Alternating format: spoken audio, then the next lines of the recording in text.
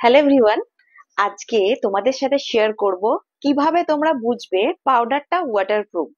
তাহলে তোমাদের বুঝতে কিভাবে হবে যে পাউডারটা ওয়াটারপ্রুফ বা ওয়াটার রেজিস্ট্যান্ট মেকআপের জন্য কোন পাউডারটা তোমরা ইউজ করবে, সেটা টেস্টিং কিভাবে করবে, সেই টেস্টিংটা তোমাদের সাথে শেয়ার করব। তাহলে তোমাদের বুঝতে সুবিধা হবে বা তোমাদেরও টেস্ট করতে সুবিধা হবে যে কোন পাউডারটা আমরা ওয়াটারপ্রুফ বা ওয়াটার রেজিস্ট্যান্ট মেকআপের ক্ষেত্রে ইউজ করতে পারবে। আমি এখানে কিছু পাউডার তোমাদের সাথে জলের মাধ্যমে টেস্ট করে দেখাবো যে পাউডারটা ওয়াটার রেজিস্ট্যান্ট মেকআপের জন্য ইউজ করতে পারবে কিনা।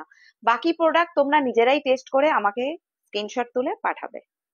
ফার্স্টে আমি তোমাদেরকে দেখাবো আরসিএম এর পাউডার। এই পাউডারটা তোমরা যেটা করবে, ফার্স্টে জলের মধ্যে পাউডারটা দেবে। তো আমি এখানে আরসিএম এর পাউডারটা জলের মধ্যে একটুখানি দেব, দিয়ে তোমাদেরকে দেখাবো যে এটা জলের মধ্যে গুলে যাচ্ছে কিনা। তো দেখো আমি এখানে একটু পাউডারটা জলের মধ্যে দিয়েছি।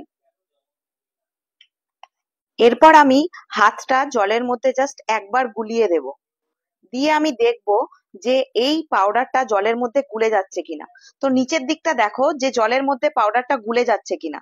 তো নিচটা দেখো জলের মধ্যে কিন্তু পাউডারটা গুলে যায়নি, পুরো যেমন জলটা ট্রান্সপারেন্ট থাকে সেরকমই কিন্তু ট্রান্সপারেন্ট রয়েছে, জলের মধ্যে কিন্তু গুলে যায়নি। তাই তো এখান থেকে তোমরা বুঝতেই পারবে যে পাউডারটা কিন্তু জলের মধ্যে গুলে যাচ্ছে না। তাহলে এক্ষেত্রে পাউডারটা কিন্তু ওয়াটার রেজিস্ট্যান্ট মেকআপের ক্ষেত্রে ইউজ করতে পারো। তো আরসিএম এর পাউডার কিন্তু ওয়াটারপ্রুফ মেকআপের জন্য ইউজ করতে পারবে।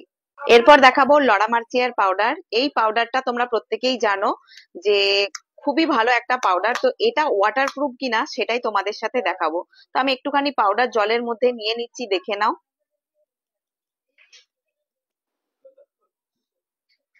এরপর আমি হাতে করে এটাকে গুলিয়ে দেব, দেখবো যে জলের মধ্যে এটা গুলে যাচ্ছে কিনা।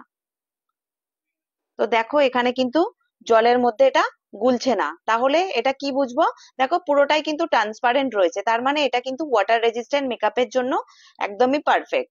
তো লরা মার্সিয়ার এই প্রোডাক্টটা কিন্তু ওয়াটার রেজিস্ট্যান্ট মেকআপের জন্য একদম পারফেক্ট একটি প্রোডাক্ট। এরপর দেখাবো অ্যাপ্রোলাইজার পাউডারটা দিয়ে এটা ওয়াটার রেজিস্ট্যান্ট মেকআপের ক্ষেত্রে ইউজ করতে পারবে কিনা সেটাই দেখাবো। তো আমি ফার্স্টে কিছুটা পাউডার জলের মধ্যে দিয়ে দিচ্ছি। তো এটা দেখবো যে এটা ওয়াটারপ্রুফ মেকআপের ক্ষেত্রে ইউজ করা যায় কিনা। তো আমি এটা হাতে করে একটু গুলে দেবো, দেখবো যে এটা গুলে যাচ্ছে কিনা। তো দেখো ভেতরটা পুরোটাই কিন্তু ট্রান্সপারেন্ট রয়েছে, কোনো রকম ভাবেই গুলে যায়নি। তো এটা ওয়াটার রেজিস্ট্যান্ট মেকআপের জন্য একদমই পারফেক্ট একটা পাউডার। তোমরা ওয়াটার রেজিস্ট্যান্ট মেকআপের জন্য এটা কিন্তু ইউজ করতে পারো।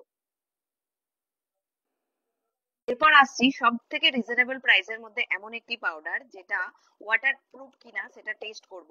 সেটা হলো আই ম্যাজিকের পাউডার। তো সব থেকে রিজনেবল প্রাইসের মধ্যে এই পাউডারটি আমি জলের মধ্যে নিয়ে নিচ্ছি, এটা ওয়াটার প্রুফ কিনা টেস্ট করব। তো আমি এখানে হোয়াইট শেডটা আমি নিয়ে নিচ্ছি যে এটা ওয়াটার প্রুফ কিনা, জলের মধ্যে নিয়ে নিলাম।